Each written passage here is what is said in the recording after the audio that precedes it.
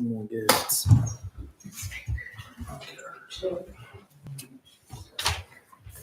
This is my packet.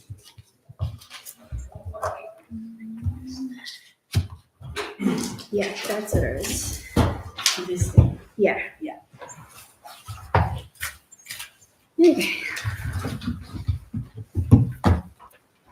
ready. Lloyd's ready.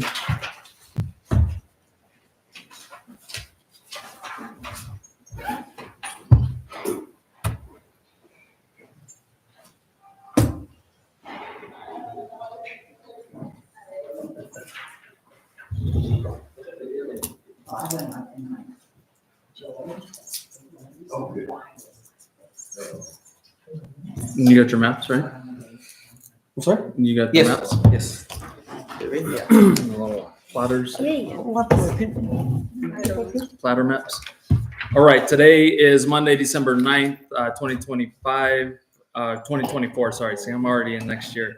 The time is now 5:02 in the evening. We're here at the Mesilla Town Hall for a work session. It starts here at 5 o'clock. So we're just a tad bit late with it being 5:03.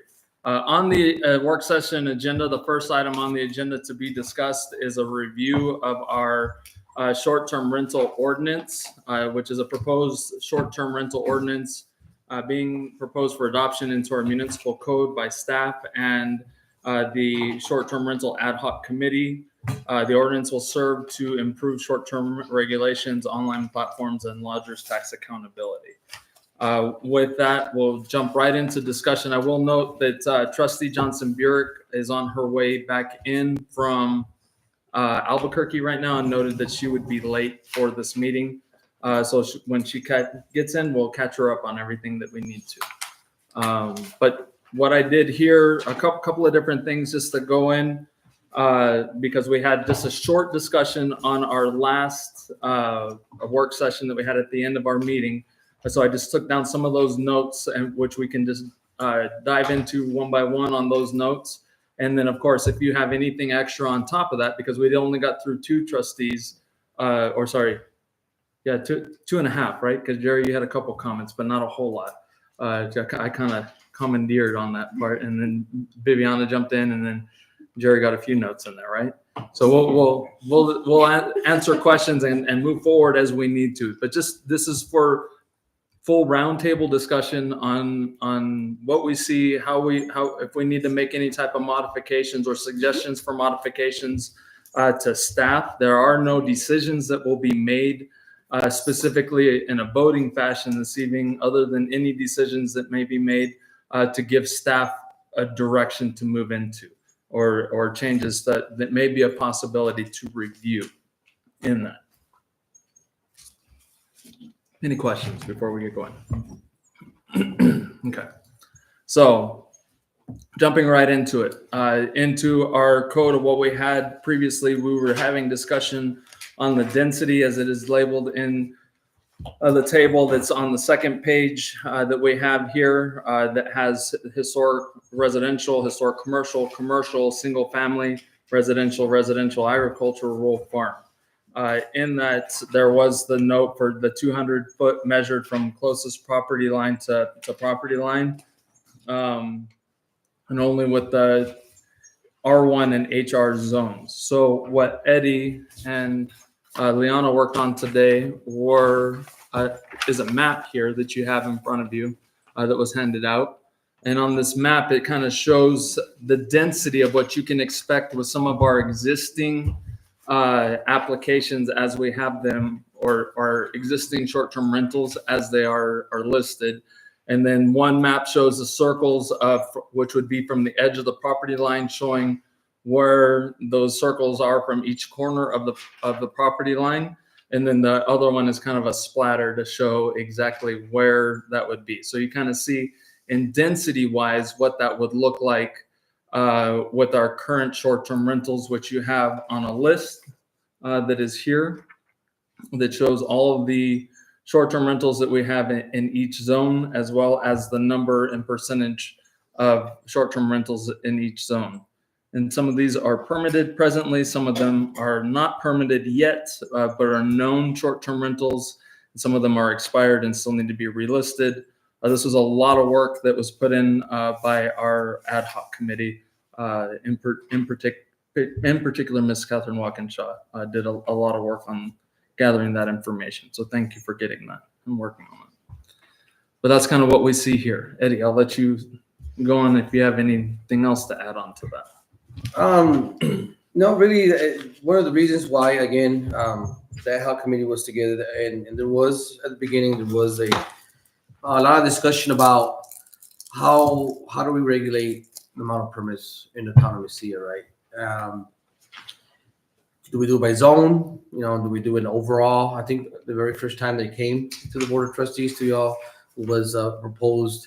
I think we just put 100, just as a number out there. And I think the reason why we did that is because we wanted to get a working ordinance in place and then progress from, can we call it like a live ordinance, from there, do the adjustments as we, see how it's working out. To be able to put a lot of restrictions on an ordinance and be able to lift them or put more afterwards, it gets a little bit, it's a little bit more controversy in that when there's a lot more pushback on that. So that's the reason why we did with 100. But whenever we're doing the ad hoc committee, I was just trying, and this was something that we came up with, is how do you control the density? How do you control the density in one particular zone in general?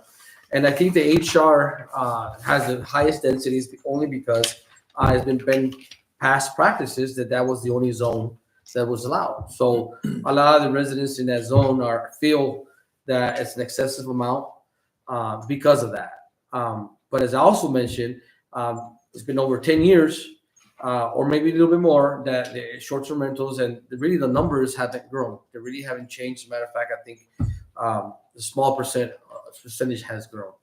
So is the 200 feet reasonable? That was just a number that we picked just because we felt maybe, the HR zone lot size frontage requirements is 80 feet. And we felt like, well, maybe after every third house would be reasonable enough. Again, not everybody agreed, but we came to the consensus that that's probably the best number that we can come up with. Is that something that is strongly supported by the ad hoc? Probably not. Okay, so depends who you ask, I guess, what side of the table. Other than that, I mean, they worked very hard in putting this, and to be able to go back to the drawing board, I don't think it's going to work because pretty much we did the best what we had with all the research that we did, and I don't know any other more additional information that we can give you that would help you, make a more comfortable decision that you already have in front of you. And that's all I have. Stand by.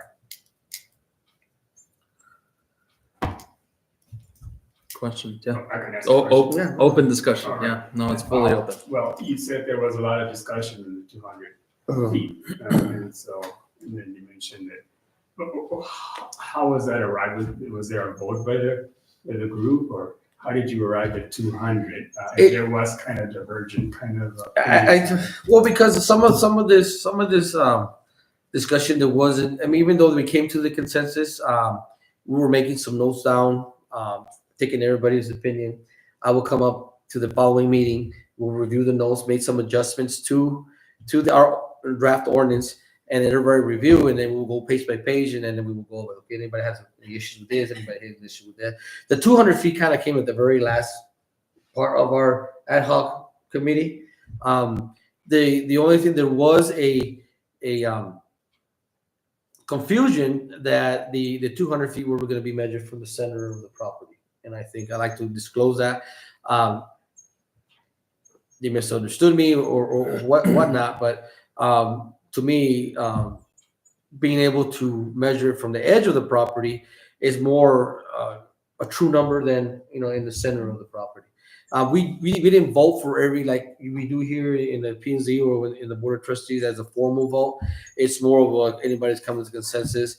We write it down, and then on the next following meeting, we review the ordinance, and then anybody has an issue, they'll make comment on that. So there was discussion on using the center of the property? No, never. Okay. So, the other thing that you mentioned was that in part it might have been based on the 80-foot Mhm. frontage, so there's some Correct. relationship to existing Correct. ordinance. And so that's also related to Mhm. 200 feet. 200 feet. Because again, we figured maybe every third house, maybe that's again comfort zone from, and again, there's the group, a certain group that even though they didn't support it, at the end we came to a consensus because we needed to present something to the that's what they were okay with, but not strongly supportive of. And you already heard some of them make public comments during the meeting, so that's why they're doing that. But overall, because I don't know maybe I know one or two people that were on that. Mhm. But overall, I really don't. But there was divergent opinion, and the group came up with this language for the board. Correct. Because you keep using the word consensus, and consensus is an important word. Yeah, we originally had started with an ordinance from Ruidoso, right? And I believe I'm not sure, Mary Helen. We started using one from a different municipality, and it fit a little bit more to Mesilla. And then from there, we started to make changes as the ad hoc committee together and present it. And the map that you shared, looking at these circles, this involves a 200, right? Correct. And the reason why they're oval and a little shaded is because obviously not all properties are That's why square. they're not shaped. Exactly. It's not poor workmanship. Because there's quite a bit of concentration here in this area, in this area right here. Some few of them here and here. And there's some areas on the outskirts of the historic zone. Correct. No, I guess. Yeah, we focused only on the historic zone, historic residential, only because that's the highest density and that was the most zone that we were targeted during the ad hoc. Because again, in the past practices, no HR or STRs were considered to be approved outside of the HR and the HC zone. So those existing STRs that are in these areas right Correct. here. They're very limited. Maybe. But are they like single-family residents? Are they rooms in a home? Can you describe what exists now out there in the historic zone? Sure. All of them are not what should I say? They're not like a single room that we just go rent a room. They all has there's an unattached casita on it, or the whole house in general is being rented. Yes, that's. I'm thinking what else. But yeah, On the corner of there's a Colon, there's a fourplex. Are Correct. they each unit a separate? Greg. No, that one in particular is not registered as a short-term rental. I contacted the owner, sent him a letter. Codes went out there and talked to them. He was no longer going to have a short-term rental in that apartments that it was approved. There is an issue with that. When I spoke with the gentleman over the phone and over the letter, I told him the only way that I would consider that not being applied as a short-term rental if it's no longer on the platforms online, and it continues to be on the platforms online. So myself and Coz are dealing with that gentleman as we speak. Okay. So going back to the questions I have, so none of these that exist in the historic zone, are they just a single room in a family home? It's somebody renting a room, because some people do that. Yeah. They'll rent one room, but those don't exist. In Not to my knowledge. Okay. Because they also would fall under the ordinance. If it was Correct. just what's- Even though it's just Yeah, because I think when we were looking at this, we were only looking primarily at Airbnb and VRBO, maybe HomeAway, right? Mhm. As that. But there are other platforms that We we weren't haven't. looking at Couchsurfer or any of those other ones that are specific, but we can when we Okay, get to that. that's the question, is because there are other platforms that exist with this. Oh, that's all, I mean, the Yeah. couch for, I mean, Yeah, there were and not couches. only a room, but just. Yeah, not to my knowledge, we haven't. Because all of that becomes part of that density question, Mhm. isn't it? They even have an Sure. RV rental one where you can Yeah, rent an yeah, there's all RV kinds of, or have a place to park your RV. Or, configurations. that's crazy amounts of. So, and all of that would fall under our STR, even if it was an RV or a single. room. Well, we didn't. No, that's not the language that you'll see in our short-term rentals when it comes to the other platforms like you mentioned, like parking and It RV. should it? Yeah, of course. I mean, that's That's something to why I'm consider. asking the questions, because they do exist out there, and so do we want to react, or do we want to plan for these things? So should we have that Yes. language? I'll take notes if that's you all feel like that's. But it's just a question. So we should look at other platforms as well. Makes sense, right? Yes. Great. Thank you. If you need a copy of the ordinance, you can. Thank you.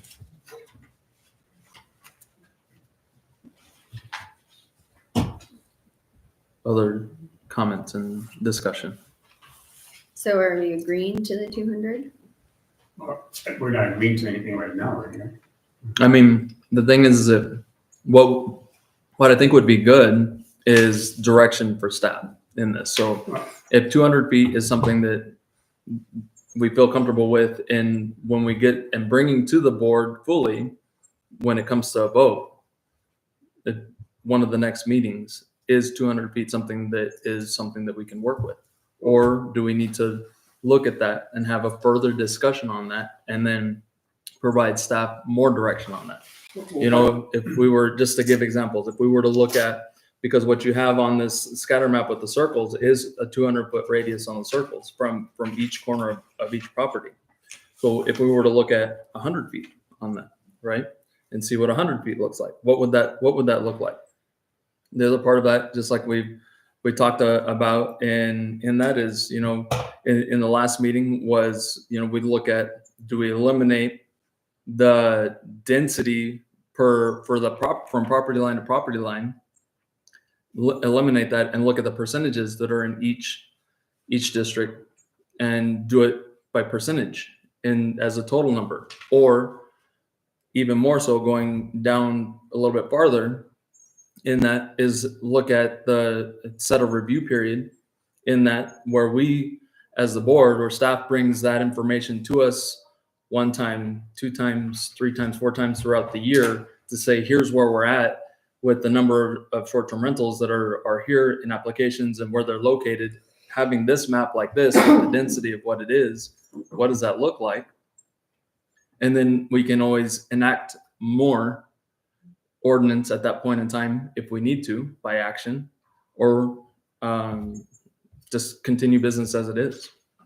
So the question now is, because as part of the density discussion was the percentage, was that discussed within the group? Was there any, can you provide any feedback if there was, and what that would be? It was an option. It was an option that was on the table. Having a percentage of zone and overall our whole town.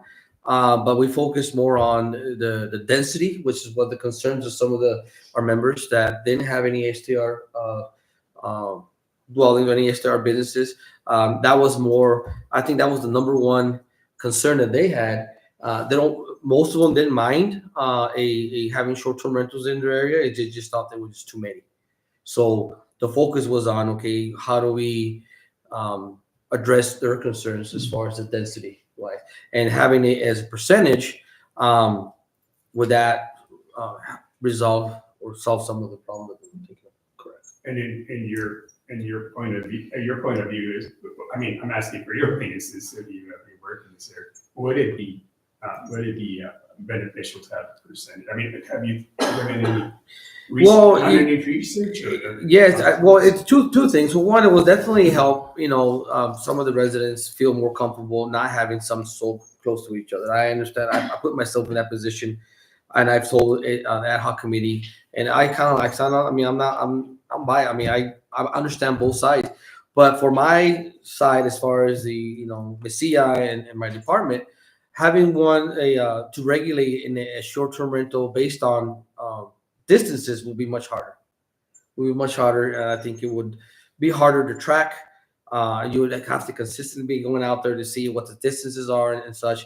But as far as the concerns for the community, regulating their densities, obviously, having the distance is more beneficial to them. I think. Well, with that said, is the reason why the density is so thick is because for the past 10 years, those were the only place that was being considered for approval.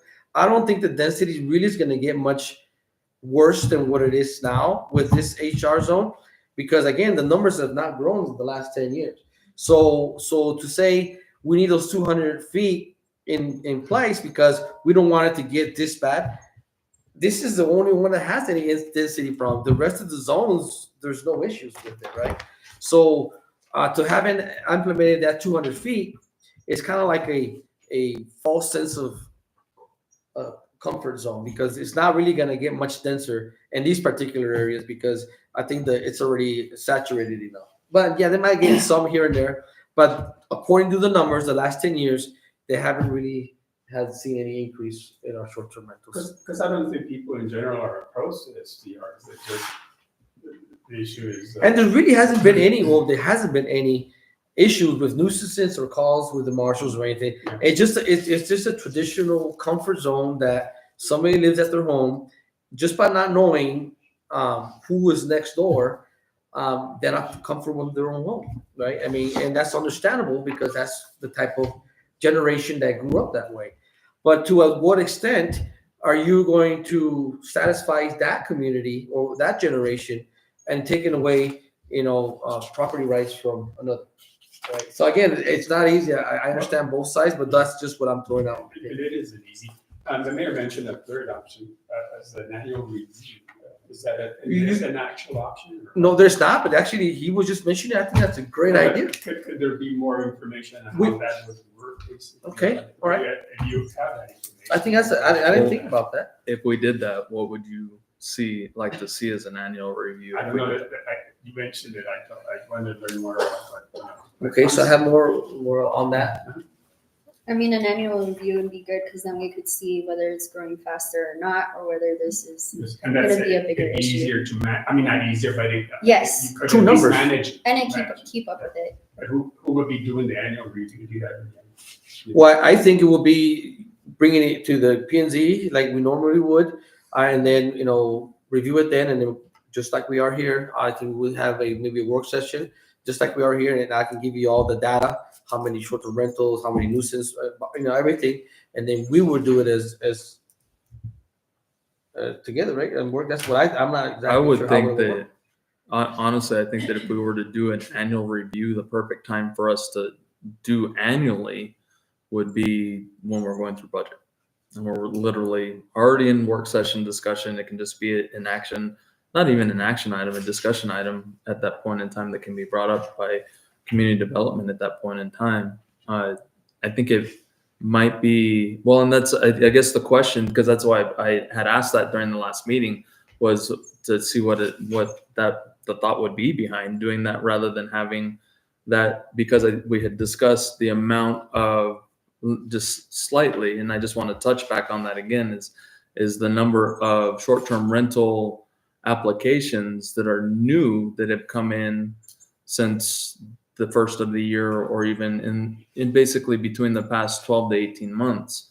Of those that are not existing short-term rental that are coming in, what outside of those ones that aren't registered, new ones that are brand new owners or whoever that haven't operated, how many of those have we seen actually popping up and putting in applications in the last 12 to 18 months? Yeah, I can give you a exact number if we decided to go that route, but I would say right now, on top of my head, probably about 4, at the most 5. And we have Outside of the ones that are not, that came forward to get licensed that were not, already in place. And I have a question. Are you aware of any other municipalities that are using that annual review process? Not to my knowledge, no. I don't know. I mean, at first glance, it appears to be the option that gives the town more flexibility. Am I correct? Other ones are a little bit more set and rigid. Right. This one would be a kind of a annual kind of a flexible type of look at SDRs in the town. Well, and that's pretty much why I brought it up the last time. Oh, yeah. Is because of the number of for discussion, really, is because of the number of applications that we've had come in compared to the total number that we have in the town presently, including those that aren't registered. And then what the projected is of what we have that with all of the unregistered as well, that we don't see that are on these platforms. Could you do some research to see if there's any other municipalities that are known that and see how it's for them? It sounds like an interesting idea. I mean, Well, Now, I are we- think mostly, I think what we discovered, and as they're doing their committee work, is that there's not a lot that, Ruidoso probably isn't a good match because they're a tourist destination already from Texas, from Mexico, probably 30% of their housing is STRs. In their municipality, and it's a lot bigger than ours. But I think, unfortunately, we know that, and, you'll have, I keep kind of harping on this, and it makes me a little crazy, is that the problem with the codes is that we haven't updated them in quite a while. They have not been updated. I think these are the ones my brother had drawn up, and he hasn't been in office for 14 years or so. So we're not very good at updating code, for sure. And maybe changing with the times, and then we do get into kind of some conflict because people want to update their home, the way they're running their properties or their property rights and so forth. And we know from the attorney that just recently a property right law was passed that people have preserved their property rights. That's what Ben told us one time when we were discussing the another zone situation. But anyway, I think it would behoove us to do something that's a little bit more flexible, just because we've been so rigid and we get into conflict because of the rigidness. But on the other hand, the other side of the coin is that has protected Mesilla from an influx of a lot of changes in a short amount of time too. So, I think we need to be, I don't think there's going to be examples because, as we know, STRs are new for everybody. And I think what you said too is, our competition really is Las Cruces, right? Mm-hmm. Or Anthony or something like that. I don't know how many people go to Anthony to stay, No, but there is no STR. I'll tell you right now, there is no STRs in Anthony. or maybe Tambarino, something like that. I understand what you're Where the there's wineries and breweries coming up on the going south to El Paso. But so I think that's what we need to keep in mind is how do we move ahead, because Adriana being a business owner and some of the others in here, they just kind of feel like we need to move ahead to make sure our gross receipts taxes, that we're bringing people in, that we're being, and I agree with this, being very supportive of the businesses because that's how we survive. So I think, building in flexibility, I don't know that we're going to see examples because I don't think anybody has it down, except maybe for somebody in California, and that would be. Well, even that would be interesting to see how it's worked. Well, I don't know that Eddie has the time to do that. I can look. I can make. I can. But anyway, I'm just saying. We can build in flexibility to it. I don't know how much. The thing that I keep bringing up is that we haven't updated our code in a long time, right? And the expense on that. But I did get clarification last time, where actually I had to roll it over in my head a few times, is that there's a difference, right? The actual legal code is what the cost is. But what we do as a board of trustees and staff and the P&Z is we decide what's going to be in the code, and then we pay for the legal codification of that. We can chip away at it. Yeah, that we're going to have to do that, obviously. So that's another challenge that we have that I don't think the last, hasn't been done in for sure a decade, that we've really updated a lot of code. And we keep running into it as a problem for us, in several situations. We've had that where either the code was not honored, so then we had some controversy over that on neighbors that felt that they weren't being treated equally. So I think flexibility is good. I think we just do something like that, like before budget time. Maybe we should build that in to things. I'm still just seeing these circles. I mean, the problem with historical residential is that's the way our town is built, I mean, that's the only place that there's probably gonna be Airbnbs, right? So if we limit people with the circles, so you're saying all these circles, no one can have an Airbnb in that area? There's two maps, the other one's a little bit more, the one there with the highlighted one. Yeah, that one, the circle was just the 200 feet from the corner of every property, so it'll be 4 circles per property. That will not be able, but this one here, the orange one there, that one's exactly like you're talking about. They wouldn't be allowed to have an STR anywhere that Is orange. outside of here. I mean, it has to be outside of Mhm. here, it couldn't be on the inside. Correct. And then of course these are rough. It's Yeah, not not exact. exact. It would be, if it was the 200 feet, that's what it would Look like. roughly, and very, very rough. And the one zone that you don't have is Mesilla Park here, and that's in this picture here, where there's only one presently that's in Residential there, one, yeah. right? So, Okay. and what that So looks I like. don't know, just looking at that, is that something that is fair to the people that haven't thought about it? That have a casita that they may need to rent for survival at some point in time, or do an STR or whatever. Anyway, just saying, because that's where our density is in our historical residential.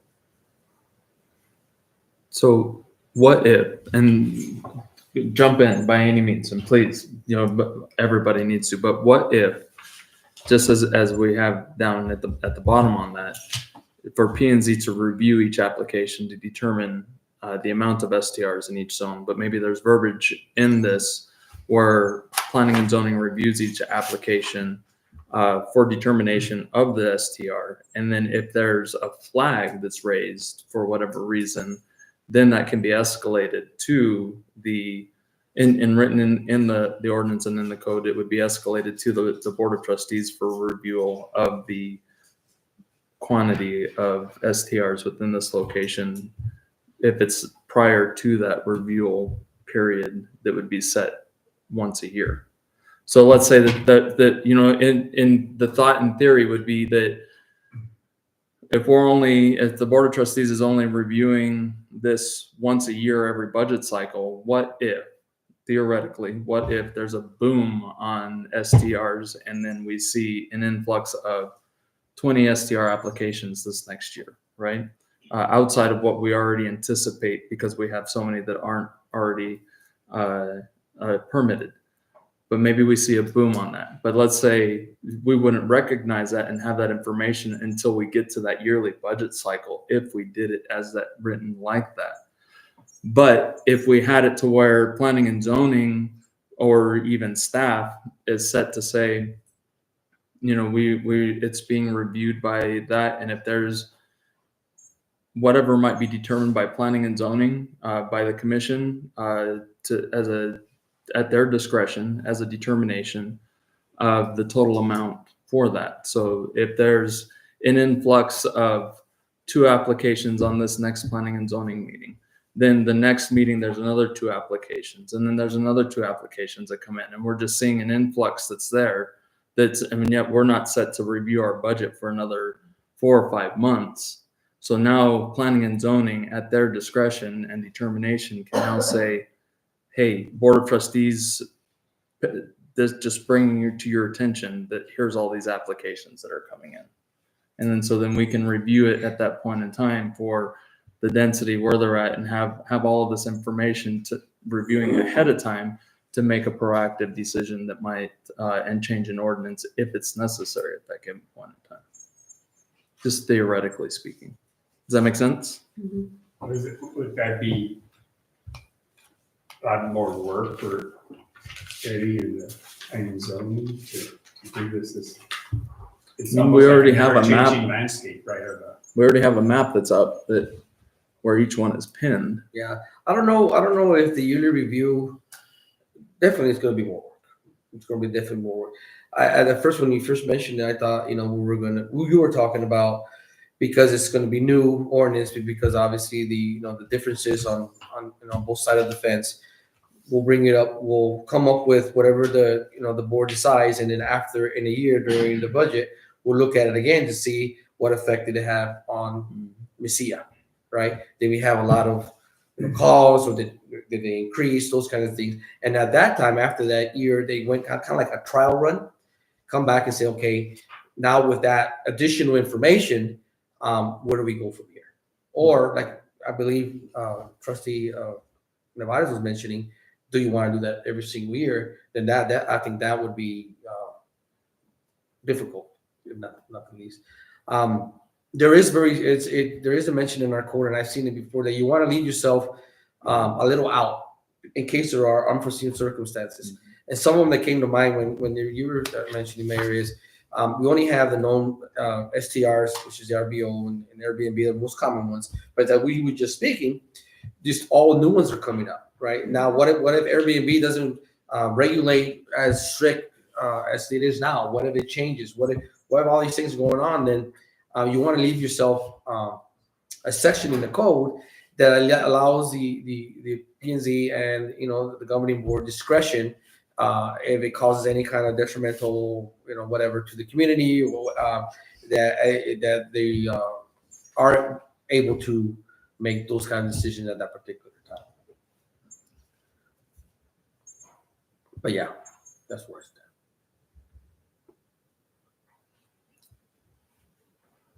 at.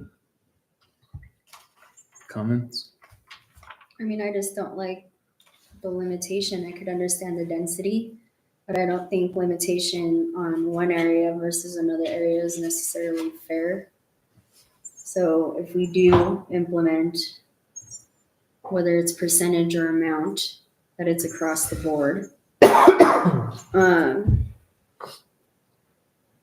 I know we wish we had more examples on how to make all this happen, but we have to tread forward and we have to figure this out and come up with innovative ways of how to make this work in this ever-changing industry, because it's not just this industry, it's everything. And just like our last case with cotton industries, does no longer apply. It's completely different now. What a cotton industry was then isn't what is going to happen now. And that was meant for bigger farmland as well. So if the goal is to protect the greenbelt and protect the history we have, then we need to find innovative ways of how to make that happen and not just say no, because saying no isn't getting us anywhere. It's not solving the problems that residents face now. It's not solving the water that we're low on. It's not fixing, people aren't farming in general. I'm not farming my 4 acres of land. Why? It's too expensive. We can't grow anything on it and it's not profitable. So now we have to figure out how to keep it that big parcel of land and how we do that innovatively. Can't just sit here and say no. So I think as we look at this and we move forward, we really have to think outside the box and how that's going to affect everybody and what we can do to make it not different, not new, not change it, but a version of what we have now in order to continue to protect what we have. And that's the only way we're going to fix this. But I don't like the distant measurement. We can do density. I'm okay with that. What would be the ideal density then? I would prefer to do it as a percentage Of of up to what percent dwellings. though? Because you have what you have on here is already Yeah. Is already a the percentage percent. that are in And there. for me, I think 25% is fine. But I mean, that's a number that you could go up and down with depending on how everybody else feels. Because I think that leaves enough room for the continuation of building families here, but giving people an opportunity to make sure that they can stay here and afford it and be prosperous here. The other thing that I like was the fire inspection. I think that needs to be done across the board with all businesses in general. And then the fee structure, I think it should be fair across the board for all businesses, because some businesses are more profitable than others and some are smaller, bigger. And I think if we have a clear amount per business license, that's probably the best and fairest way. Because how can you determine, or how can you put, you make this much, this is why we're charging you this amount. I think it needs to be fair across the board, no matter what the business is. And then, so you have, Eddie, you have a lot of these blue into our code. We're fixing all of that to match what we're implementing, right? So we won't have any contradiction from one and where. That is the Okay, intent. just Yeah, checking. I'm hoping we didn't miss anything. but yes. Yeah, okay. And then are we going to, now that we have a short-term rental, and as Nevada says, there's different ways of doing that, whether it's a room or couchsurfer.com, whatever. Are we going to take out the bed and breakfast one? Because I mean, technically, that's kind of redundant. Yeah, I mean, it's up to the board. We didn't consider that only because are they still cottage industry still happening, that type of business? Generally, you don't see them anymore. Correct. But it's really up to. And I only ask because, like Trustee Cadena was saying, as we move forward, there's things that we can fix as this goes along, and that pertains to what we're working on now. Yeah, and what you can do is because there is a larger section particularly describing the cottage industry, not the cottage industry, the bed and breakfast. Yes. And maybe you can just include it part of the section which says cottage industry to include bed and breakfast and just leave it at that, right? Not so much have all that extensive, details on that. Just for that particular reason, I think it'd be a good idea. I think it needs to, yes, definitely still stay in there because people do still. Yeah, I think we should leave it, but not be so detailed and of all Of what it is. requirements. And that brings me to my next question. Because that is the lodging industry, would we put that now under cotton industries? And if we're going to do that, then are we going to review cotton industries? That's going to be, and usually when you work one thing, there's always things that come another up. part to it, yes. And yes, there's many other things that do need to be worked on. It depends on the priority that the mayor and this governing board wants to give me. Yeah. I'm willing to do. I mean, there's that. I mean, I can give you a list of so many things that we need to get done. But yeah, that is definitely something that needs to get reviewed on as well. I would like to see, just because you mentioned, to me, it's very dear and heart to me is the residents of this community and trying to do what's best for them. But not only that is, and a lot of them being here for a very long time, they don't want to see change. I understand. Like I live in a small community myself because I don't like to be around a lot of people and in a lot of traffic and such. So I think a lot of people here in Macias feel that way. But what's going to happen is if we don't give our property owners an opportunity for them to be able to have some income, supplemental or not, they're going to end up selling, right? And there's some properties that are selling. What's going to happen when they sell, more times than not, somebody's going to be from a different area that's going to come in and buy it and wanting to do who knows what, right? So in order for us to try to preserve as much as we can, we need to be able to do not just say no, figure out a way. Okay, we'll meet you halfway, or maybe, and that all depends on the code. And I'm excited about the comprehensive plan just for that reason. Is where do we go from here to be able to save the historic residential, the green belt, and the people that have been here and share this stuff. So I'm looking forward to hearing that. But yeah, the cottage industry has changed so much that just having this term on the cottage industry opens the door for a lot of things to come into RF zone. A lot. Mm-hmm. So something to think about. I think maybe the idea of just having, like, because there was discussion during the ad hoc committee about having a percentage per zone. And what percentage, I think it was 10% was the number that we were throwing. At 10%, it will be sufficient. But again, depending on other municipalities that I can look into to say, okay, but they're all different. I mean, I can come up with a number, and those who could have certain percentage, Albuquerque, Taos, Las Vegas, they're all going to have different numbers. So one number I think is what Messia's comfortable with is the one we should discuss if we want to go there. But it'd be nice to know what other municipalities. Okay, I can do that, for sure. I mean, it's not really necessary, but it would be just an information piece. So 10% was discussed. Yeah, 10% was correct. And was there general agreement within the group for that? Not really. There usually Or was wasn't there any general agreement. But one of the reasons why, again, there was a consensus is because if you go 10%, which is, in the historic commercial, and the historic residential, that's a 7, so it only allows doing it at 200 feet,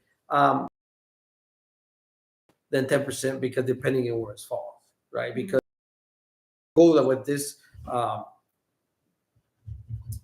sorry, the rental blanket with the distance requirements, you wouldn't be able to get as much. Being in percentage, you're able to get a little bit more into a certain zone than doing it with the distance wise. So there's advantages to both ones, correct.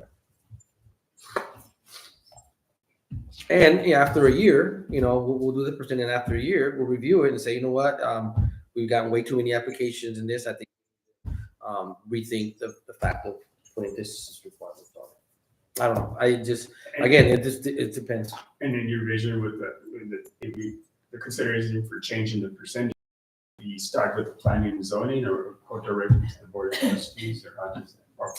I think I don't know. That's a very good question. I think it should maybe be discussed during planning and zoning. But if it goes to the board of trustees, I'm okay with that as well. What percentage to pick? It's going to be another. If we decide, those all got to be discussed. And what information would you like me to give you on top of what other municipalities are doing to be able to give you information for y'all to do whatever decision you need to make. I think it's going to be difficult. I think it's going to have to be more or less to where, 20, 15, it's going to be kind of one of those things. So it could Try it be out for a year. Anywhere there, from 10 to, like you mentioned. Yeah, 20. 20, 25, 25 is a little bit, but 20, there's some municipality, even 25. Again, depends on which municipality you want to look at, right? So we could take some time to think about what percentage we think. Mhm. So And, try it out for a year. And then, originally when it first came to I don't know, y'all remember, we just threw a number of 100. Right. And then the planning and zoning passed it, it's 100 anywhere, 100, and then for that reason, because we were going to be after a year, we'll come back and revisit it and see. It's kind of like rolling the dice and see where it all falls after a year, come back and say, okay, it hasn't grown in 10 years. So we weren't really worried so much about, the market of STRs going through the roof, but be able to tell, because right now there's so many unknown information. Other municipalities the same way. Reason why the state statutes are very limited, because they're like so new to us that we're going to let the municipality handle it at their level because they're highly more impacted than they are, right? So there's a lot of data that's not out there for this kind of stuff. So the percentages would also allow the town some flexibility. Mhm. And the 200 feet would not It'd provide that. be a lot more stringent, and again, property rights, right? So if you're doing with the distance requirement, again, there might be a possibility that somebody's going to come back and say, you know what, you guys are taking away my property rights because I'm not allowed to do it next to another person. We love all Mesilla residents. So why, if somebody does have an issue with, supplemental income or losing their property, we would like to somehow be able to provide means of matters for them to be able to self-sustain themselves, and having that distance requirement, it's a little bit more harder. So the ordinance, we use this percentage at density, cover the density, then Exactly. language in the ordinance could be such that if the town could change that on an annual basis based on the number of applications and where they're being, I guess, where you're seeing the most applications. Yeah, that's what I was. You always wanted. There's a section called there's something similar to that and a different. Yeah, if you add something like that, that gives the governing board discretion to be able to make those changes due to the unforeseen circumstances. Comments? No comments? But again, I mean, I think these, and I sympathize with them because again, there's highly concentration on some of these residents in Mesilla that because we didn't regulate it properly, as Trustee Caeta was mentioning, this code hasn't been amended or updated for a period of time. That this is what the results, what happened, right? Because there was nothing in place. Like I say, honestly, don't think it's going to get much more dense wise. I think the few people that have considered, they're more of a urban outskirts kind of a thing. The country, this has already been saturated. You can only have so many SDRs. After a while, they're like, you can't compete, right? So, but I don't think it's going to get much more dense than that. But going off the numbers, right? Yeah. You never know. Right.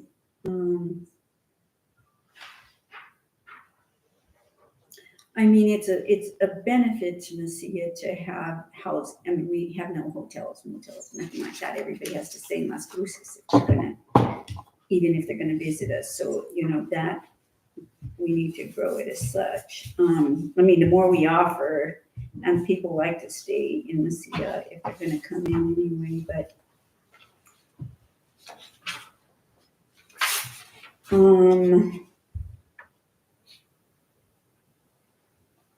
but still, I mean, it's not really saturated because none of the zones are more than 7%, right? No, they're right here is 9%, 9. The commercial, The commercial. the historic commercial is And 9. commercial, I mean, is that, Should you put a percentage on it? And right now, we're suggesting no cap. I mean, which means it's a commercial zone. You're supposed to be doing business there, right? Like they mentioned to me was, well, you don't put any cap on restaurants. Why should you want to put a cap on short-term rentals, right? It's not fair. So that's why we said no cap. And then, depending on the opportunity, if it needs to be an STR, it's an STR. If it needs to be a restaurant, it's a restaurant. So that's why there's no cap on any of the yeah, commercial. see, that makes sense to me. I mean, if people want to stay in a historical commercial area, which, we have residents in the historical commercial area that should have a little bit more freedom, just because that's the type of business that that's how we're set up. I mean, since you produce this and, I mean, what are we looking at for fee structures? I mean, Adriana has brought it up several times that we need to be kind of fair across the board with businesses. How do we look right now as far as that goes? As far as with what goes? The fee structure. The fee structure? For all businesses. I mean, they have to renew their business license every year. They have to renew the business license every year, and I think that an STR is a business in itself, right? It's like you're looking at alcohol, you're looking at cannabis. Because of that particular type of business, they are responsible to paying extra fees, right? Because you are allowing a property owner, you make residential use of their property to make money. I think that's there's no apples to apples. I think that's a unique business, and I think to be able to regulate that is going to take a little bit more time consuming, or maybe staff. It's going to take a little bit more to be able to monitor and track that. Maybe, for example, have that software online that helps us scrape the internet and be able to see unregistered. So that's a fairly expensive program. Maybe we can use some of that money for that, so that way it would assist us in regulating it. So that's why I think in itself it's creating another industry or another another part of our town that we're not quite ready for. So what you're saying is an STR. I mean, you can't locate a little shop in the residential, but you can operate an STR. I mean, that's like. I mean, I'm trying to follow what you just said. I mean, it's a different kind of Correct. We can track if you put an STR in your platform and want to go into business. Right now, as it is, it doesn't give you an exact date address really because well, for rights, not for rights, for privacy purposes and for safety purposes, you don't want to allow or tell the community or the public that hey, this house is empty. Anybody can just go, hey, and tell the neighbor I'm renting it from STR, and really you're breaking in, right? So they don't do those kinds of things for that reason. So it took us a while to figure out what it is. They just give you like a circle of the general area. They generally don't have pictures on the outside of the house. It's always indoors. So it takes a little bit more work to be able to find out which ones are the ones that are not registered. Now there is a program. There's quite a couple of softwares that they do. What they do is they scrape all the internet and they'll find any businesses that are on their STRs that are advertising for that purposes, and they are the ones that handle the notifications and the letters and the renewing of the businesses and those kind of things. That's why I think some of this fee schedule will help supplement if we we do need it if we end up getting something. So what you're saying is that serves as the basis for this particular fee right here, the $100. Correct. So because of what you just said. Correct. Okay. It just takes a little bit I'm more just trying to figure out expense. what's the background for that, but I understand what you're saying. It takes a little bit more expense to have that kind of business in a town to be able to regulate them and so yeah, and I think it's fair. When we first started, it was $250, and they almost hung me there in the meeting. So I think it was a fair. Almost. I think it's a fair. So you kind of set it up the way the restaurants are. So you have the business license, and then you have we still have to pay for the alcohol license. Is that what Correct. you're saying? Okay. Correct. So now I understand the basis, because I was just wondering why, for that. Correct. I understand. I'm glad I was able to explain it. And then I don't know how much time we have left. None? We have as much time as we need because Well, on the this agenda I have it to where After. it starts immediately following our. And this last comment about HOA, where you raise your rates, different conversation.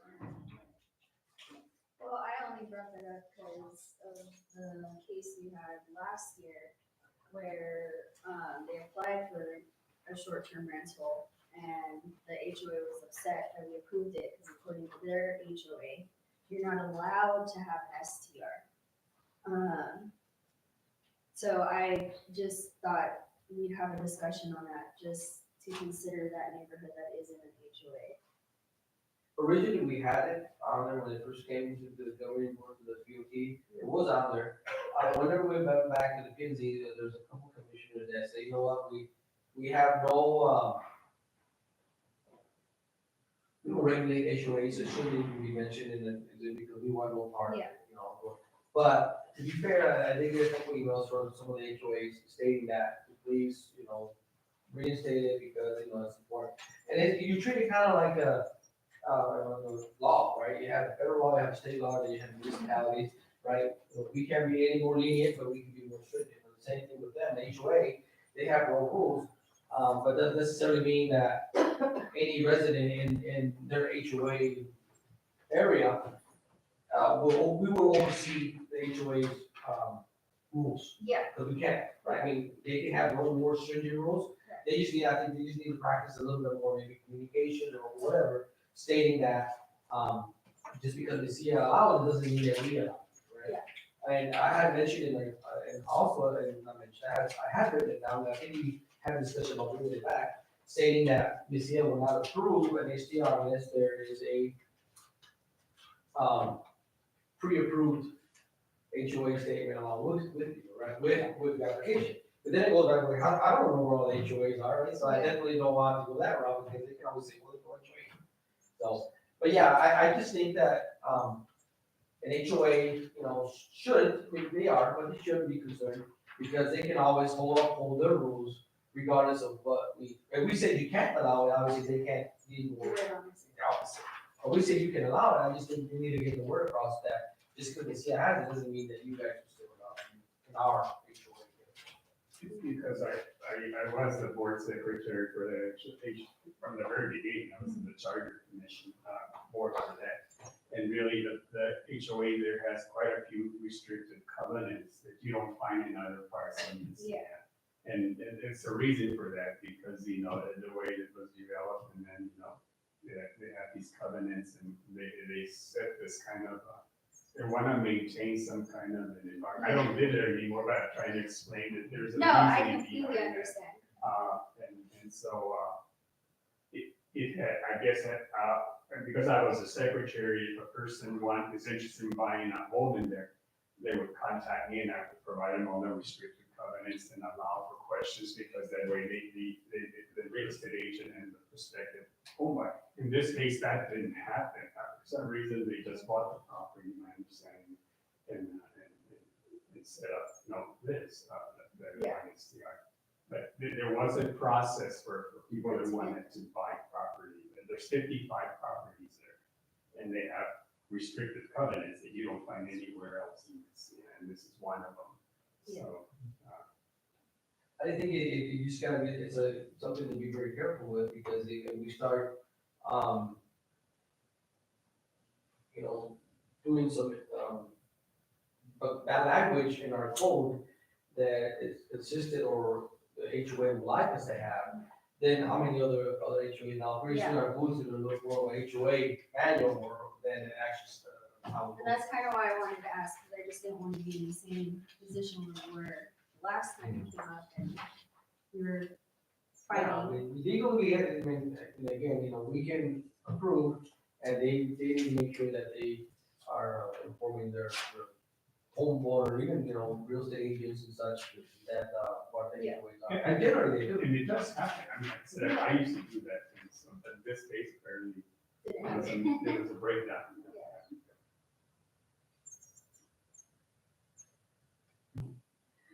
Other discussion?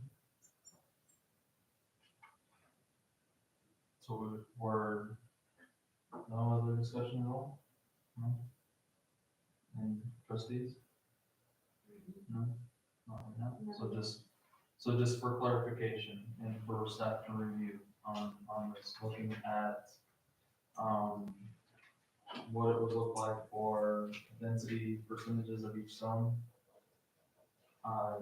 Be done, on that, and provide a little bit of direction on that. And then, to look at what verbiage might look like for, a review period for every budget cycle.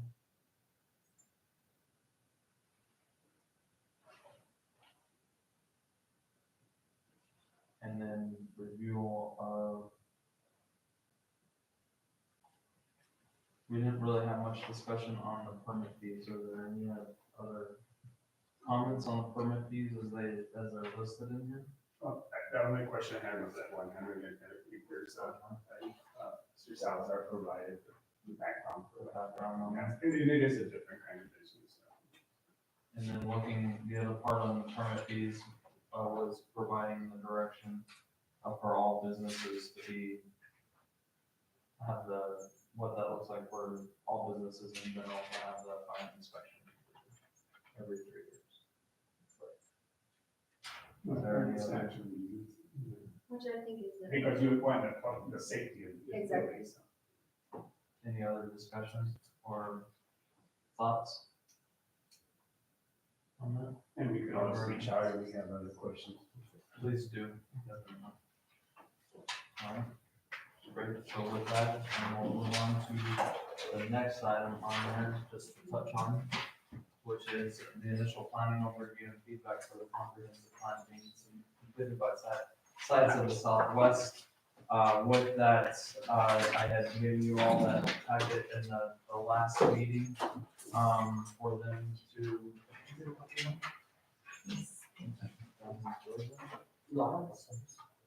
This one recording. So I gave you that packet for the sites of the Southwest, and it had a list of questions for you all. If you all can please make sure that you have that opportunity to fill that out and email that back to them, that would be great. We did set our first planning meeting, and so they'll be down on the 13th of January to give kind of an overview at that meeting and kind of the process in more detail and depth.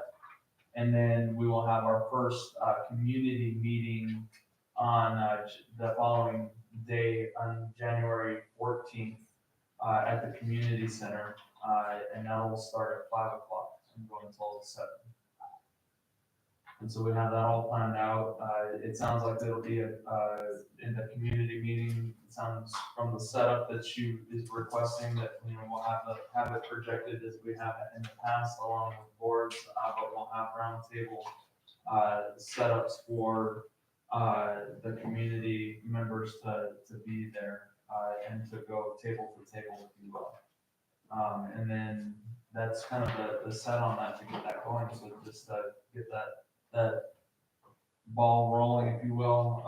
She did ask for stakeholders in that. Eddie sent out a list of business stakeholders, nonprofits and things to that extent. So hopefully those contacts will be made in the near future and getting that set as well. Is there any other discussion on the comprehensive plan? I did have an opportunity to speak to her for 1 hour. Did you? But you know, I like to, yeah, it's, we did that. Well, we did the team when we did the initial meeting, they had to because you know how I get too. Well, you know how I love to talk, so. No, but I did, once I had offered up to you, I thought enough to her off something. But so, once you get me started, I'll just. That's what we're doing, it's a good thing. All right, any other questions or discussion on the comprehensive plan and the process for that? So put those dates in your calendar for sure. That meeting on the 13th is our first meeting of the new year. So that'll be a good way to kind of kick off the new year, if you will, with a presentation from them. Right, so since that meeting, I believe, falls under, I think you said this, one of the second Monday of January. So you will have a regular meeting at 7 o'clock afterwards, or are we gonna move it to? No. We have our regular meeting on Monday, and that's where she's gonna do a presentation to the board and to the community. And then on the next day, on Tuesday, the 14th, we're gonna be at the community center for public. I thought it was all. So we're gonna get all that posted and get that all out there for the public notification as soon as possible. So now that we have that date that was confirmed today. All right, and with that, if there is no further. Just for clarification, so this will be the first public meeting on the 14th. Yes, There's gonna be more than one. there'll be two Two? public meetings. So one that will be held in January, and then they'll take that information and meld it all together, however they work their magic and all that. And then there'll be another meeting with the kind of overview plan that should be happening I think she was trying to get it in March or early April, if at all possible. And the goal is to have a draft by the end of April, beginning of May, to us so that we can review and approve, and then send that to the state for full approval. And it only needs the state's full approval because we have the LEADA component in that. So it has to go up to the Economic Development Department in order to be fully approved by them. Because we have, in receiving that funding for that economic development side, we have to meet specific requirements for economic development and show the potential of what we might be seeing. I'm good? Any other questions? With that, work session is completed. Let's take a quick 5-minute recess, and then we'll start the meeting when I get everybody out. That's that one. Be included in the packets, if you would. Get stiff. Oh my goodness. We'll see. Put them right there by Gloria's desk. What? Right in front? Put the table over there. You want me to do that? Sure, you're big You man. want like One stays here, and one stays there.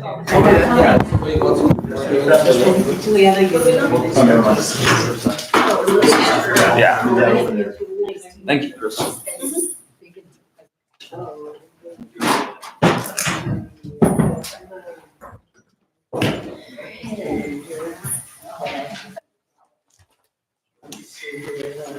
You did it. That's the other, that's the other side.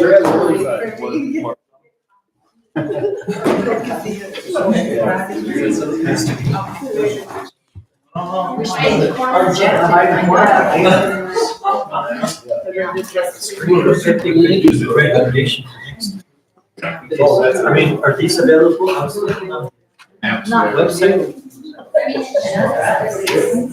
They're on the website, are they available? This? I mean, you have the agenda. All great. This is website. This is Right. Right. It's not, usually with the work sessions, you have an agenda, usually with the agenda. Packet, which sometimes.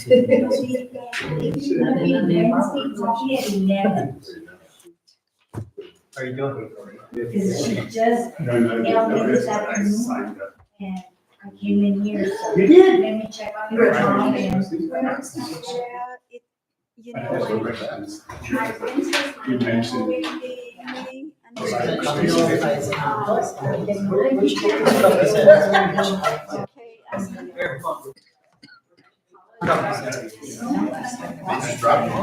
Were they here? it's my grandbaby. I don't No, You stole it? I don't know where they came from. Somebody just put it on my desk. I'm not a guest. Did you do that? Did you do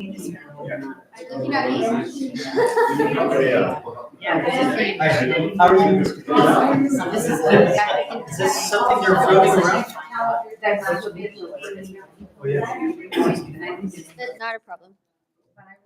There's another, there's a copy. That'll be the first thing I ask about when I see it. Where you just did? I've been in and out. When did you get you? Well, this, On a table. yeah, and it's unfortunate because you would have seen how clean now the porch is. Well, I Accessible, I know, you would have seen it, I told you about it maybe one time. How clean it is, so it actually was. But if there's none of you left, I'm trying not to laugh. because I never save them for one. I get only one, and I eat all three. Well, we only had, and I had one He this gets one, one. and I had less this year, so maybe. I bet he did eat them. I bet he. Are you? That's okay. Sorry, no, but they're It so only got good. two also. Yeah, they're so good. I'm sure there are a lot of work. Yeah. I mean, it's a lot of work. Thank you. I'm telling you that right now, I'm not. Just not. Yeah.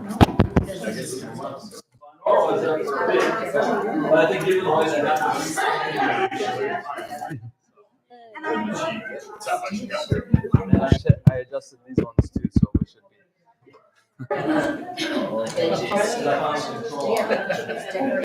Well, I don't.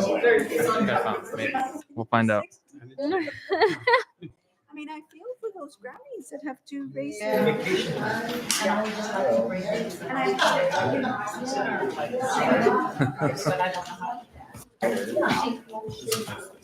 Oh, that's. Yeah. All right, here we go. Today is Monday, December 9th, 2024. The time is now 6:15 in the evening. We are here for our regularly scheduled Board of Trustees meeting. Our first item on the agenda is the Pledge of Allegiance. If you'll please stand with me. I pledge allegiance to the flag of the United States of America and to the republic for which it stands, one nation, under God, indivisible, with liberty and justice for all. Next order of business is roll call and determination of a quorum. Gloria, if you would, please. Mayor Hernandez, Present. Mayor Pro Tem Merrick, Present. Trustee Cadena, Present. Trustee Johnson Burr, Here. Trustee Nevares, Present. Mayor, we have a quorum. Thank you very much. Next up is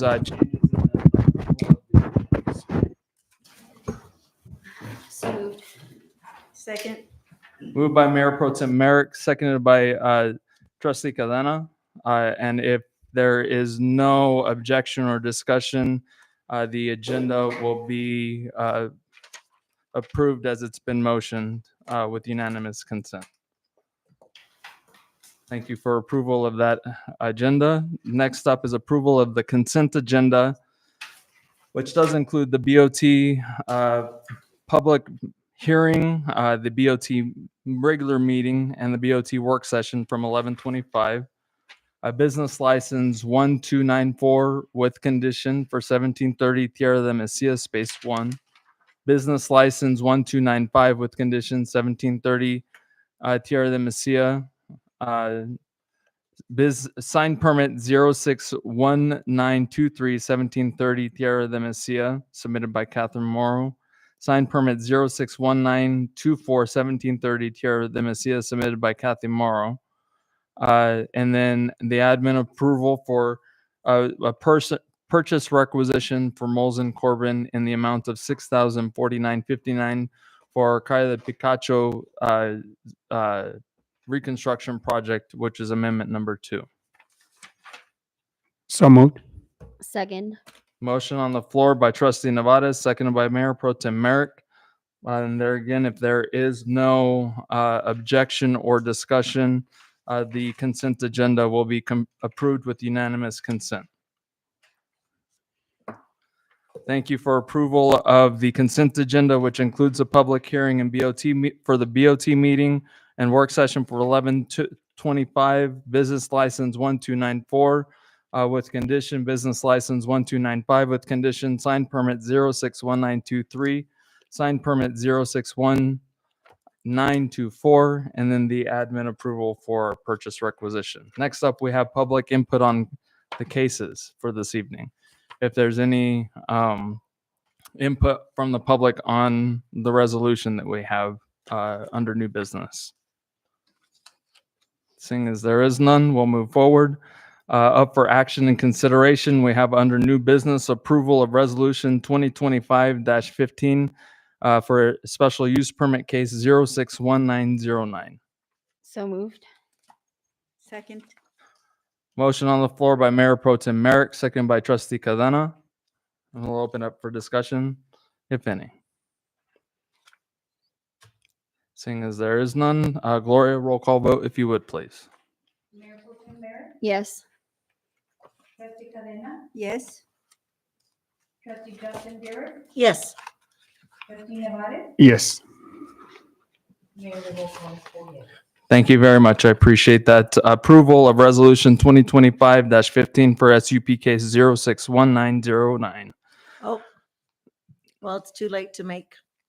Sorry. Yeah, I sorry. thought we were voting on, my apologies. I would have voted, I'd like to revoke my vote to a no. And we can change that for the record. Thank you so much, Mayor. If My you- apologies. Because it does not, it's a commercial use in RA zone. So if you'll retally that count on that vote, since we had 4-0 before. Okay, the roll call is going to be 3 yeses and 1 no. Thank you. And thank you for approval of that resolution 2025-15 for SUP case 061909. Next up, we will have public input where the public is invited to address the board for any other items.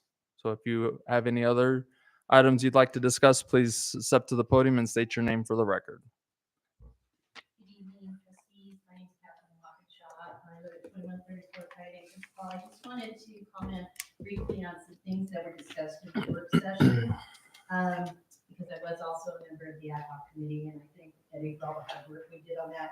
There is a paragraph in there that talks about needing to honor HOAs. So even in the current draft that you have in front of you, we did discuss that. So that is in there. I do believe that the progressive approach is way better than the distance requirement, and I gave you comments 2 weeks ago about that. I really feel like my neighbors would have their property rights significantly restricted. I looked at the map. Nobody in my neighborhood would be able to do what we're doing, and even though that would help me competitively, I don't feel it's fair at all. But I want to also raise 2 additional points because I've been doing some online education on STRs. And I want to let you know some of the things that other municipalities have been experiencing after they put in an ordinance. And I want to caution the trustees about this potential. Number 1 is that they put in an ordinance and then once they have it enacted, they don't have the resources to actually enforce it. So then they have to go back to the drawing board. So you need to be very, very careful about putting in stringent requirements that you don't have the ability to enforce, as well as putting yourself up for legal challenge for that reason.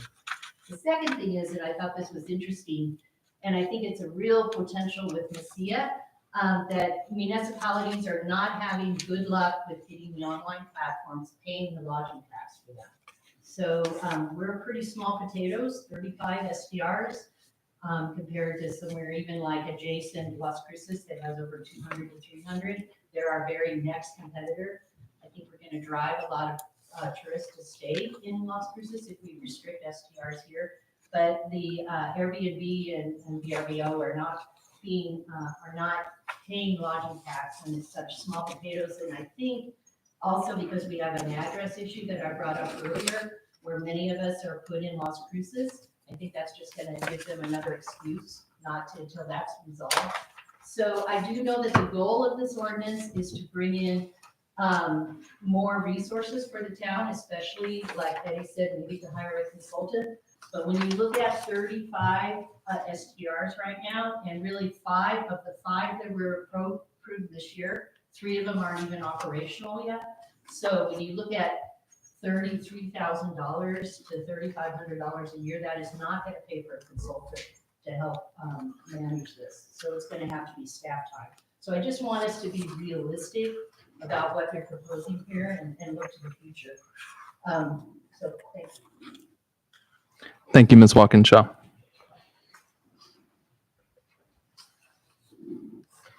Good evening, Pat Taylor from CN. I was just looking at the current list of STRs in CN, and I want to make a correction for the record. On the property that's listed under my name, about the 5th down, it has an incorrect address, as it's stated as 2274, and it's actually 2215. And then on it says it's expired, and the last time I came into the town hall, I checked with Gloria and staff, and I was paid up, so I just want to make sure. Thank you, Mr. Taylor. Is there any other public comment? This has nothing to do with STRs. I think Catherine covered everything very well. And it is true that sheet is not quite up to date. And I think we all realize that some are not functioning anymore, and some have paid their fees and it's not reflected there. So we need to do more research on that. I just wanted to commend the Christmas lighting ceremony or celebration this weekend. I watched the staff, because I was at the Taylor Historic Site, out there playing with the circuits and trying to get everything set up for the illumination of the tree in the kiosco. And it was very well attended. Everybody had a great time. The kids were adorable. And so I just want to commend the mayor, the staff, anybody that was involved in that, and say thank you, because it was a bright spot for the Christmas holiday. Thanks. Thank you, Ms. Ricci. Any other public comment? Seeing as there is none, we'll move forward, which is Board of Trustee Committee reports. And we'll start with Trustee Nevares. I don't have anything. Trustee Johnson Bjork. Just the MPO meeting this Wednesday, December 11th. And unfortunately, I will not be in attendance. Thank you. Thank you. Trustee Cadena, No committee reports. Mayor Pro Tem. MPO as well tomorrow, Wednesday. Yep. Sorry, losing track of time, but that's it. Thank you. And I have MPO on Wednesday as well, which I'll have some fun. Next up on the agenda is Board of Trustee comments. We'll start with Marshall Department, Board of Trustee and staff comments.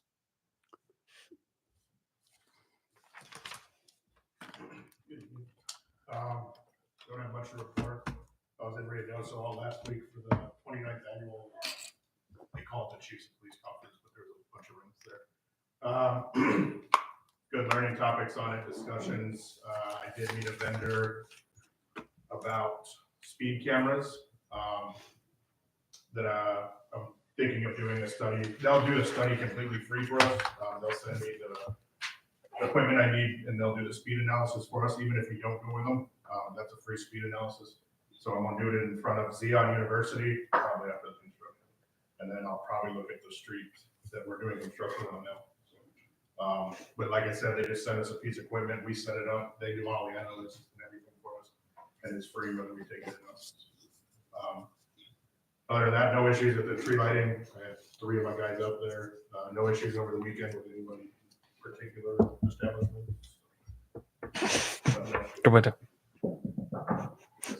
Yeah. Thank you, Mr. Marshall. Any questions for Marshall? Fire Chief.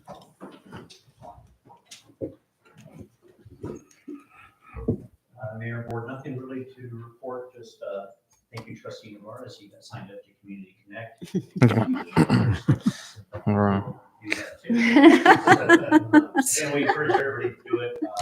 We're still working out some of the kinks, but we had a water main leak on Saturday, and part of that area had to be shut down. We would be able to send a message out if anybody that was there that was affected would have been in there.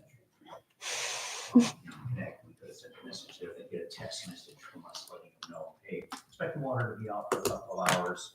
Don't call 911 because your water's off for brown or whatever. So, but other than that, things are going pretty smooth. So thank you all for your support. Thank you, Mr. Chief. Community development. I do want to say, you notice that somebody else in the audience today. Eddie has a partner in crime, Miss Leanna, who has joined our team. So a warm welcome to Leanna to be joining the team. And yeah, I know I beat you to it. Sorry, Eddie. Was one of the 2 things I wanted to also, yeah, I want to bring up the comprehensive plan, how truly excited I am for the comprehensive plan. I haven't been involved too much in the past with one of them, but today, this time around, I'm going to be the contact person, the lead person. But I want to not just hear, but anybody that stops us to my office, I'm talking about it, how important it is to voice your opinion, what you want, your needs, where, us, the staff and the board, what direction we need to go to. So, again, if you guys need anything, any questions, information, send me an email.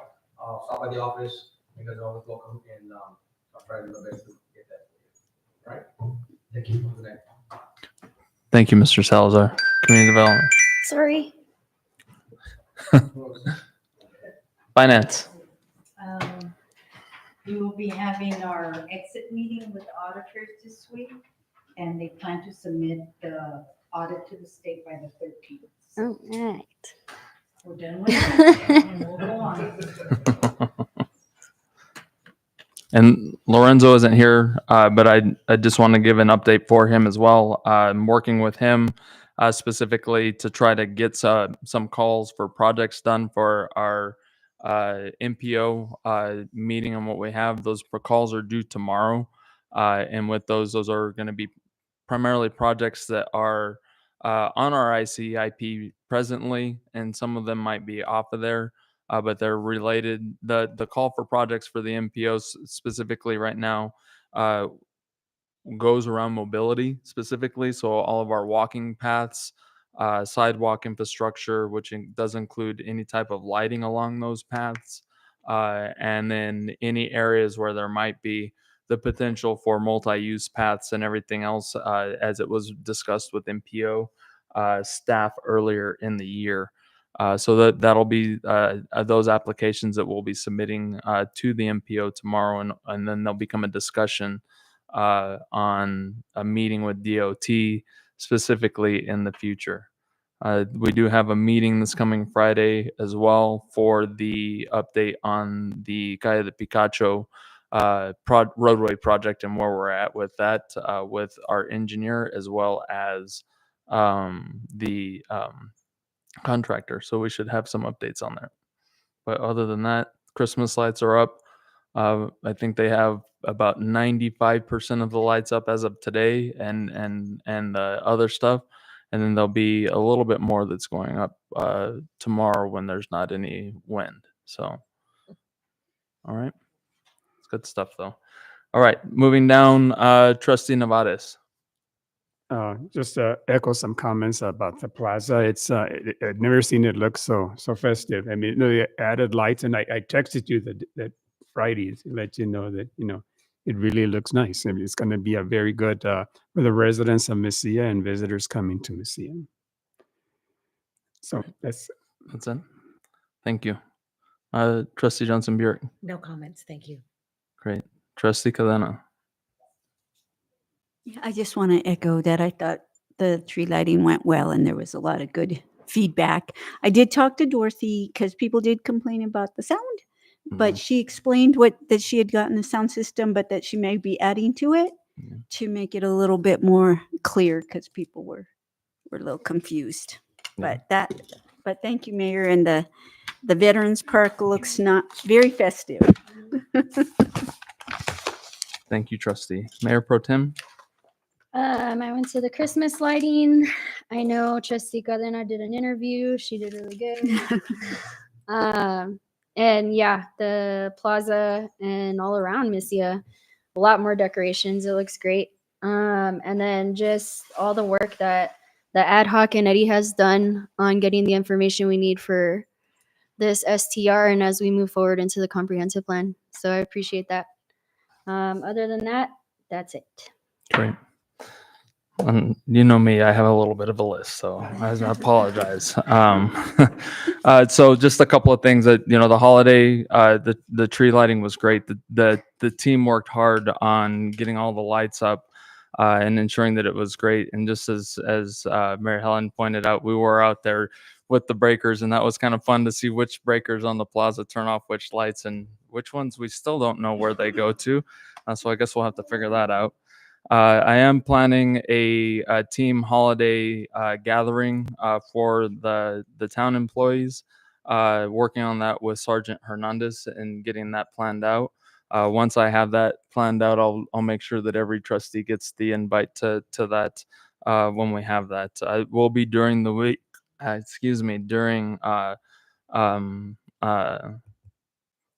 during working hours. So, but I'll try to make sure it's at that lunchtime more than anything if we do that.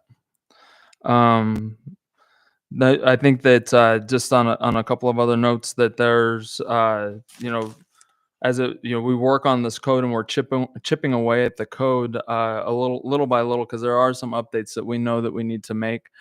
Make sure that you're letting staff know if you have those, but I'd encourage you to really work with staff as well. I think that that's what's going to help with that in particular. I know Trustee Nevares is taking on a little bit of extra right now in a portion of the code that he feels that needs a little bit of an update. So I asked him to just make red lines on that and specifically get it to staff and work with staff on that and have those conversations so that we can look at having that brought to a work session across the board with everybody, have those discussions on these updates, get these public meetings going and doing that.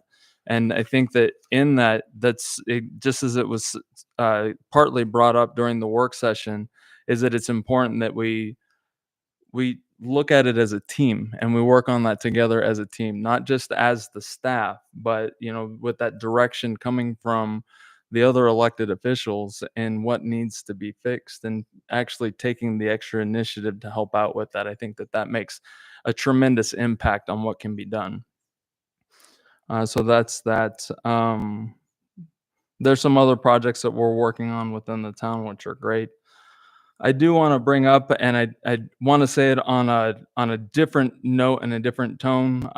That's really it'll be my closing comment for it.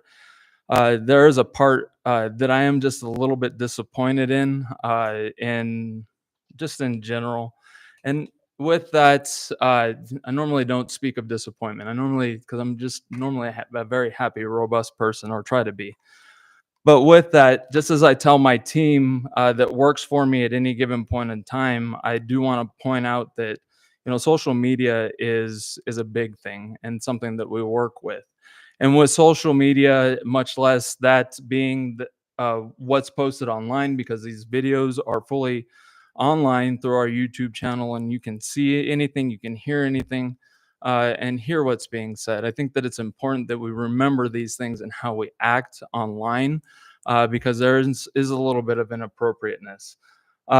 For myself in particular, just as I tell my team and anybody that works for me, I don't have the time to specifically follow anybody in particular.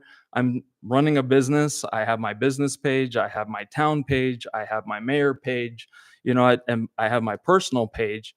I don't have time to specifically follow anybody. But the thing is that when somebody brings something to my attention that they've seen online, that's when I'd have to take action on that specific thing. And that's to that point, and in this, and I just want to be transparent about it, because it frustrates me, and I don't understand the reasons why. Because in the last meeting specifically, and this was brought to my attention, in the last meeting we had a point at the end where we thank the board and all that we do to benefit the town, all that insight inside what we're learning. We mean something behind what we say.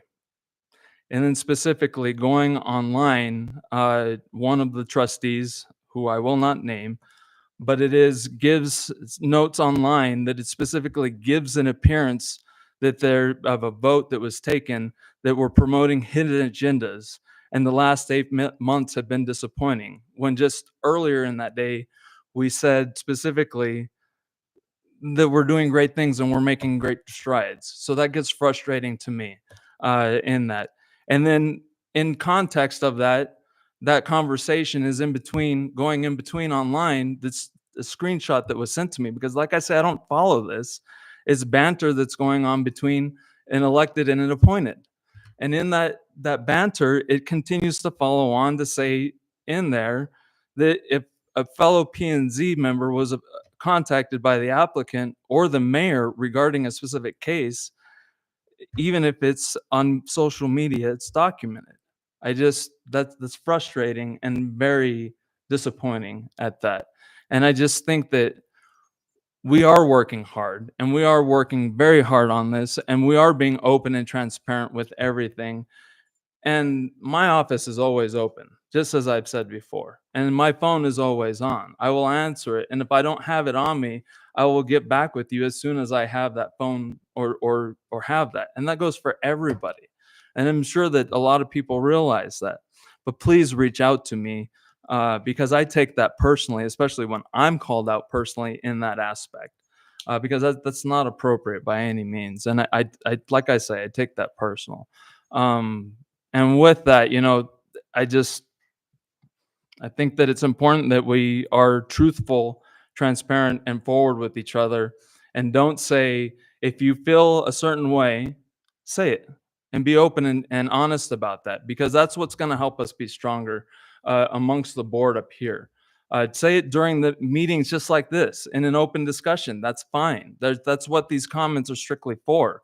But even more so, reach out to whoever. If you have questions about any information that is being presented by staff, or an application that's being presented by staff, whether it be community development, the fire department, the marshal's department, finance, if there's questions, reach out to them. I encourage you to reach out to them. Reach out to me and I'll get you in touch with them, or help to answer however I can if it is appropriate for me to.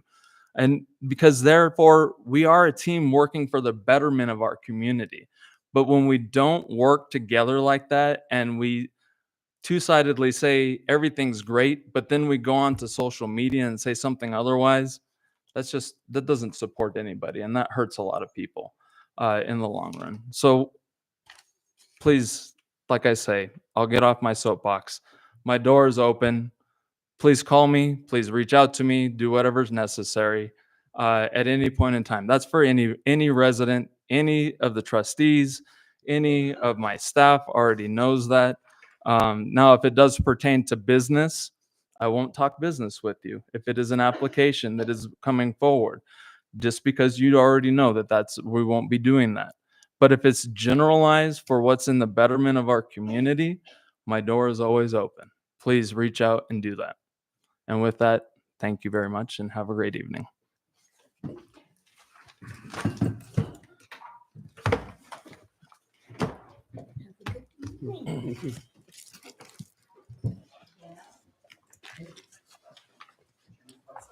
Nice to be at least an hour.